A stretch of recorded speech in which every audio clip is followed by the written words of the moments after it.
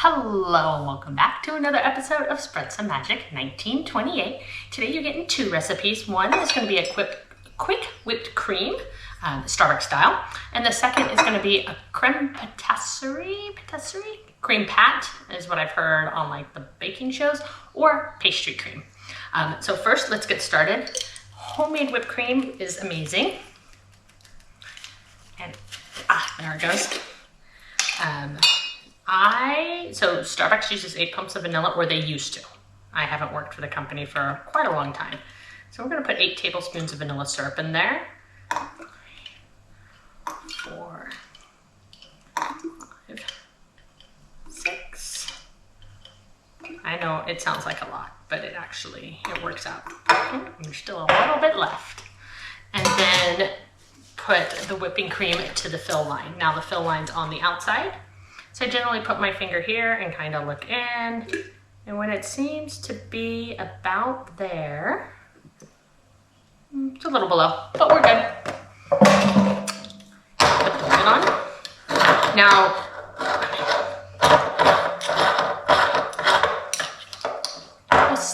that was so loud. Now, the way that this company told me how to do it is different from the way Starbucks did it. So you do want to mix your ingredients, put your charger in there, listen for the sound of it charging. That's it. And then we would shake right side up 8 times, at least. Lay it on its side for, I think, 30 seconds. I don't remember, honestly. I don't know why we laid it on its side. It was like part of the procedures. And then upside down for 8 minutes. Or 8 shakes. God, can you imagine 8 minutes? My store went through so much whipped cream. There's no way. And now we try.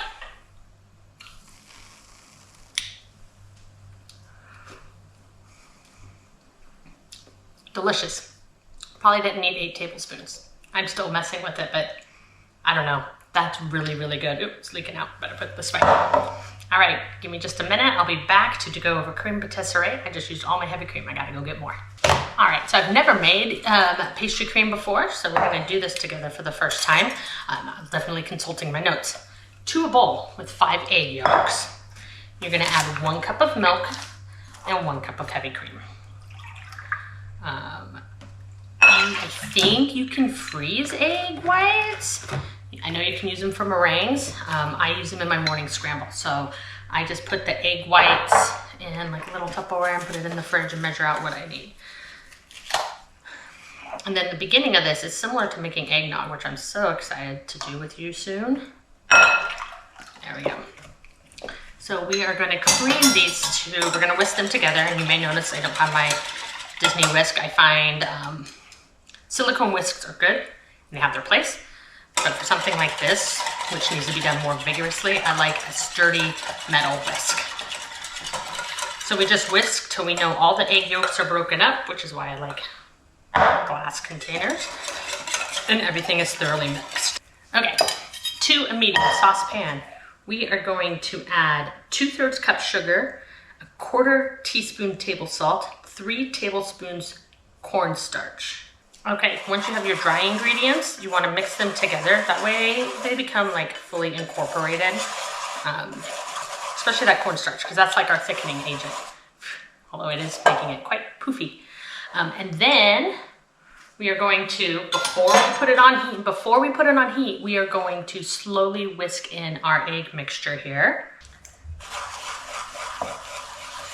We want it fully incorporated with no clumps. And then we're gonna put it over medium. I'm gonna put it over medium to low heat because these pans cook at a little bit higher temperature. And then you're gonna do it till it's thick enough to cover the back of the spoon. And then we bring it back here to finish off with 4 tablespoons unsalted butter and some vanilla extract. So I will see you back here when this is thick. Okay, you are gonna whisk till it's thick and like a pudding-like consistency. Then the recipe says to strain through a fine mesh strainer. Now, I might have just cooked it too much. We'll see. It is definitely super thick. It's going through.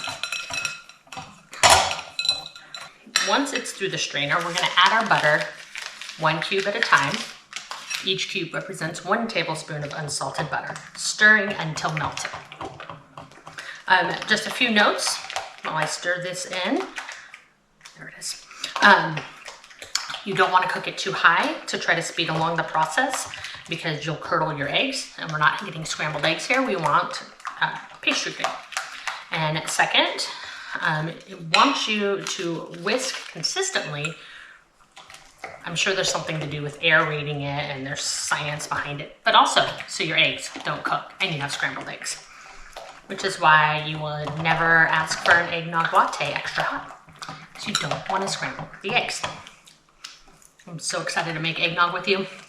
I don't know when that's going to happen, but we will be making a gingerbread beignets, and that has a, I guess it is basically an eggnog pastry cream. So we need to make the eggnog first and then turn it into a dipping sauce, and like, so excited. I will not be waiting till the holidays. I just haven't put it on the schedule yet, that's all. If you think it should jump rank, let me know. I will say that we have some hazelnut chocolate beignets, aka Nutella beignets, coming. And we have, oh, there was another one. Disneyland set to launch a pineapple beignet. I'm waiting to see if it's gonna come with the dipping sauce. It does have pineapple sugar on it, which we can do. And then, oh, I wanna make that Yoda matcha beignets. I think that would be a lot of fun. So we've got at least 4 more beignets coming to the channel. Super excited. Okay, once all that butter is mixed in and melted, which we're not quite there yet, we're gonna add 1.5 teaspoons of vanilla. Now, I was reading the notes in this recipe, which shows you how you can make this a chocolate pastry cream, but also that if you subbed a vanilla bean for vanilla, that it would just take the flavor to a whole nother level. And I know it's not vanilla bean pastry cream that is used in the parks, what we need this for, but we're gonna do it anyways. We're gonna take the Trader Joe's bourbon vanilla bean paste, which you measure equally like vanilla extract, because it's delicious and it adds that little bit extra. So, unless you don't want the black flakes in here, get the vanilla bean. It's definitely the way to go. On the bottom, that's my half. And my full. There might be a little bit extra there. That's okay. So good. Then you're gonna stir this in. Now, if you have anything that requires pastry cream, you need to plan ahead. This has to chill for several hours and up to 3 days before use. So we will come back tomorrow. But first, gotta give it a little try. It is gonna be very hot and it's gonna taste better tomorrow. And what you wanna do is you wanna put a piece of wax paper on the top so the film, this is probably what I needed to do. Well, I did do it for the peanut butter pudding, and this is why. So you don't get a skin that has to come off.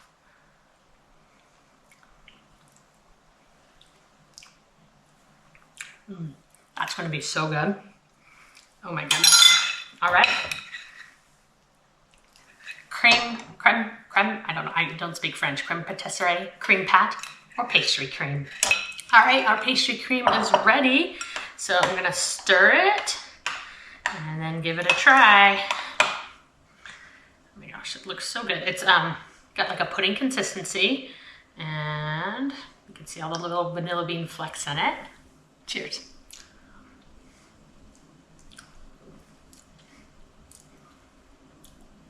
That is so good.